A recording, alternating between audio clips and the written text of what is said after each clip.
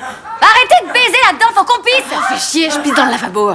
Debbie a trouvé un stylo dans la salle de bain. Elle voulait dessiner un signe sur la porte de la cabine pour interdire l'entrée aux autres. Elle allait dessiner quand une autre fille l'a arrêtée.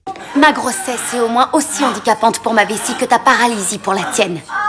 Pas vrai? J'essaie de m'essuyer, ça te dérange pas? Debbie s'est mise en colère d'un coup. Avant, Fiona lui avait dit qu'elle aussi était enceinte. Fiona s'est excusée auprès d'elle. Elle a dit qu'elle ne savait pas à quel point c'était dur d'être enceinte. Elle a aussi admis qu'elle ne pouvait pas comprendre ce que Debbie avait enduré. Mais Debbie ne s'est pas calmée après avoir entendu ça.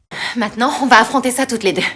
On va aller au dispensaire pour prendre rendez-vous le même jour. Ce sera chouette, ce sera une sorte de sortie familiale, genre Disneyland, avec avortement inclus. Attends, quoi?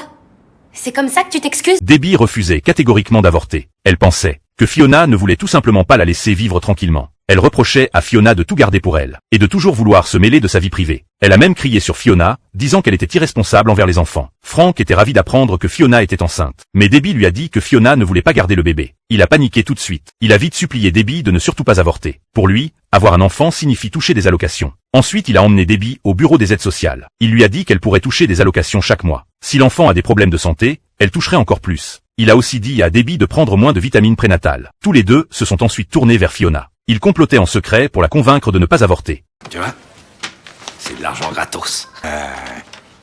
Non, il nous manque l'allocation de soutien familial. On est des habitués.